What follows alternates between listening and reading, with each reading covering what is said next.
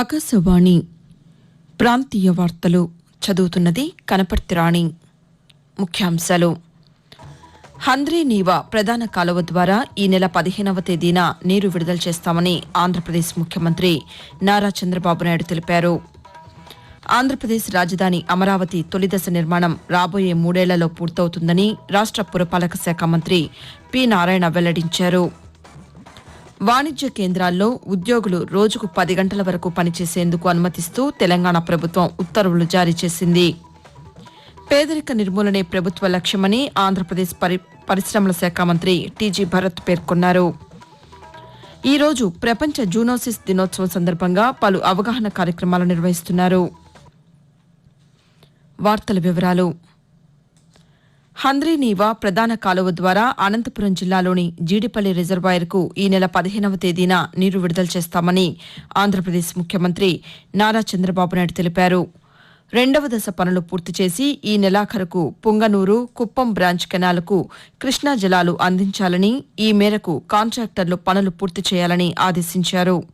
గుంటూరు జిల్లా ఉండవల్లిలోని క్యాంపు కార్యాలయంలో నిన్న ఆయన జలవనరుల శాఖపై సమీక్ష నిర్వహించారు. ఈ సందర్భంగా ముఖ్యమంత్రి మాట్లాడుతూ ఈ ఏడాది నీటి ప్రవాహాలు ఆశాజనకంగా ఉన్నాయని, అత్యుత్తమ నీటి నిర్వహణ ద్వారా ప్రతి చుక్క సద్వినియోగం చేసుకోవాలని అధికారులకు ముఖ్యమంత్రి దిశానిర్దేశం చేశారు. ఆంధ్రప్రదేశ్ రాజధాని అమరావతి తొలిదశ నిర్మాణం రాబోయే 3 ఏళ్లలో పూర్తవుతుందని రాష్ట పురపాలక శాఖ మంత్రి పి నారాయణ తెలిపారు.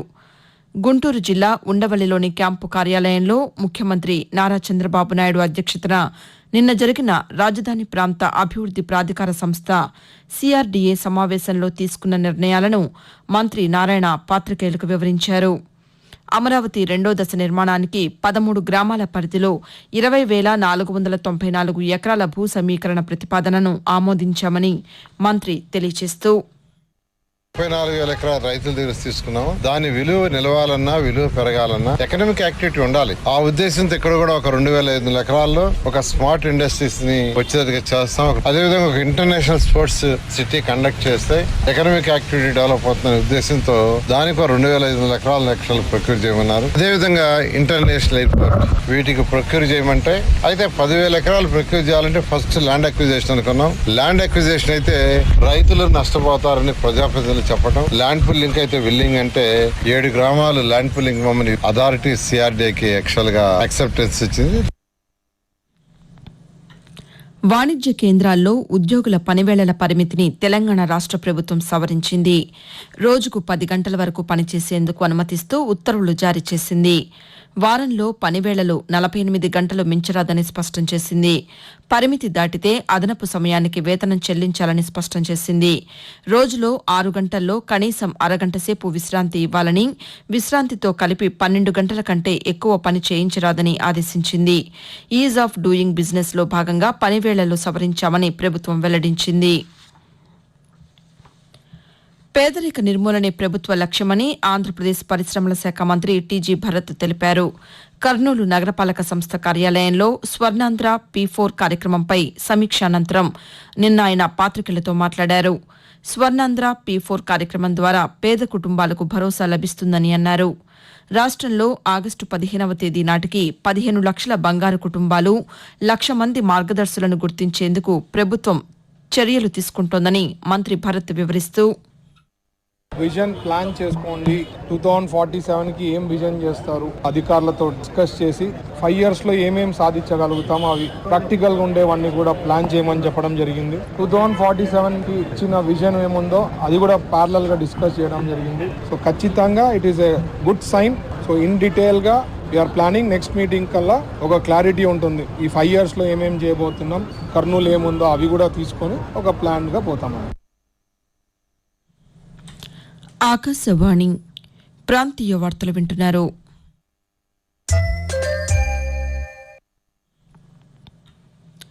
ఈరోజు ప్రపంచ జూనోసిస్ దినోత్సవం నిర్వహిస్తున్నారు. జంతువులు, ప్రత్యేకించి పెంపుడు జంతువుల నుండి మానవులకు వ్యాపించే వ్యాధులు, వాటి నివారణ పట్ల అవగాహన కల్పించడం కోసం ఈ కార్యక్రమం జరుగుతోంది. లూయి పాస్చర్ అనే ఫ్రెంచ్ జీవశాస్త్రవేత్త సునకాల నుండి ర్యాబిస్ వ్యాధి వస్తుందని గుర్తించి ఆ వ్యాధిని అరికట్టడానికి 1886వ సంవత్సరం జులై 6వ తేదీన టీకా కనుగొన్నారు. ఆ సందర్భాన్ని పురస్కరించుకుని జులై 6వ తేదీని జూనోసిస్ దినోత్సవంగా జరుపుకుంటున్నారు.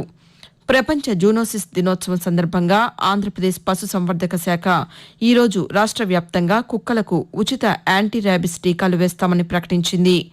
ఇందుకోసం 5,37,000 యాంటీ ర్యాబిస్ టీకాలను సిద్దం చేశామని అధికారులు తెలిపారు. ద్విచక్ర వాహనదారుల భద్రతను దృష్టిలో ఉంచుకుని కేంద్ర ప్రభుత్వం కీలక నిర్ణయం తీసుకుంది. నాసిరకం హెల్మెట్ల తయారీ, వినియోగంపై కఠినంగా వ్యవహరించాలని రాష్ట్రాలకు ఆదేశాలు జారీ చేసింది. ఐఎస్ఐ మార్క్, BIS ధృవీకరణ ఉన్న హెల్మెట్లను మాత్రమే వినియోగించాలని, ఈ మేరకు తనిఖీలు నిర్వహించాలని, వినియోగదారులకు అవగాహన కల్పించాలని దేశవ్యాప్తంగా అన్ని జిల్లాల కలెక్టర్లకు లేఖలు రాసింది. ఈ విషయాన్ని కేంద్ర వినియోగదారుల వ్యవహారాల మంత్రిత్వ శాఖ నిన్న ప్రకటనలో వెల్లడించింది. ప్రముఖ కర్ణాటక సంగీత విద్వాంసులు పద్మవిభూషణ్ డాక్టర్ మంగళంపల్లి బాలమురళీకృష్ణ జయంతి ఈరోజు. తెలుగు సంగీత ప్రపంచంలో మేరు నగదీర సమానులు మంగళంపల్లి బాలమురళీకృష్ణ 1930 జులై 6న ఆంధ్రప్రదేశ్లోని అప్పటి తూర్పుగోదావరి జిల్లా రాజోలు శంకరగుప్తంలో జన్మించారు. కర్ణాటక సంగీతంలో తనకు తానే సాటి అనిపించుకున్న బాలమురళీకృష్ణ సొంతగా కొన్ని రాగాలను ఆవిష్కరించారు. ప్రపంచవ్యాప్తంగా 26,000 సంగీత కచేరీలను నిర్వహించిన ఘనత ఆయనకు దక్కింది. ఆకాశవాణిలో నిలయ విద్వాంసులుగా చిరకాలం ఆయన సేవలందించారు.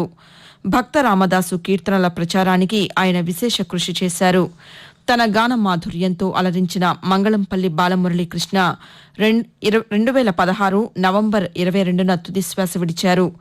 ఆబాల గోపాలాన్ని అలరించిన బాలమురళీ గళాన్ని ఒకసారి విందాం.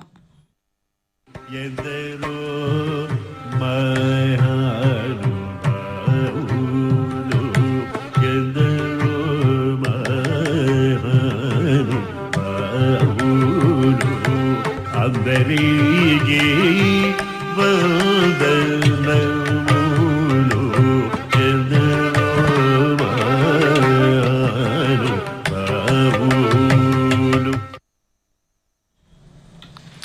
రెవెన్యూ వ్యవస్థను బలోపేతం చేయటమే లక్ష్యంగా గ్రామ పరిపాలనా అధికారుల నియామకాన్ని చేపట్టామని తెలంగాణ రాష్ట్ర రెవెన్యూ శాఖ మంత్రి పొంగులేటి శ్రీనివాసరెడ్డి తెలిపారు. రెవెన్యూ ఉద్యోగ సంఘాలతో హైదరాబాద్లో నిన్న ఆయన సమావేశమయ్యారు. వీఆర్ఓ, వీఆర్ఏలుగా పనిచేసిన వారికి జీపీఓలుగా అవకాశం ఇస్తున్నామని చెప్పారు. ప్రత్యేక పరీక్ష ద్వారా 3,454 మంది అర్హత సాధించారని వెల్లడించారు. రెవెన్యూ ఉద్యోగ సంఘాల విజ్ఞప్తి మేరకు వీఆర్ఓ, వీఆర్ఏలకు మరో అవకాశం ఇవ్వాలని నిర్ణయించామని, అర్హత పరీక్ష త్వరలోనే నిర్వహిస్తామని మంత్రి వెల్లడించారు.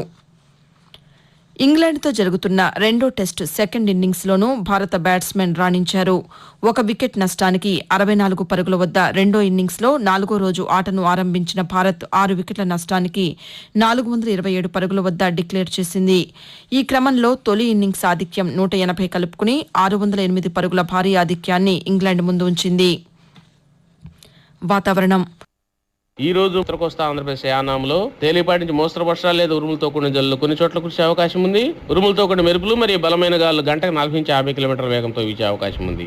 ఇక దక్షిణ కోస్తా ఆంధ్రప్రదేశ్ లో ఈ రోజు తేలిపాటి నుంచి మోస్తరు వర్షాలు లేదా ఉరుములతో కూడిన జల్లులు 1 లేదా 2 చోట్ల కురిసే అవకాశం ఉంది. బలమైన గాలులు గంటకు 40 నుంచి 50 కిలోమీటర్ల వేగంతో వీచే అవకాశం ఉంది.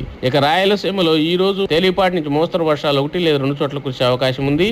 బలమైన గాలులు గంటకు 40 నుంచి 50 కిలోమీటర్ల వేగంతో వీచే అవకాశం ఉంది. మరోవైపు తెలంగాణలోనూ ఈరోజు రేపు తేలికపాటి నుంచి భారీ వర్షాలు కురిసే అవకాశాలు ఉన్నాయని హైదరాబాద్లోని భారత వాతావరణ కేంద్రం తెలియజేసింది. ఆకాశవాణి ప్రాంతీయ వార్తలు ఇంతటితో సమాప్తం. తిరిగి 7:05 జాతీయ వార్తలు వింటారు.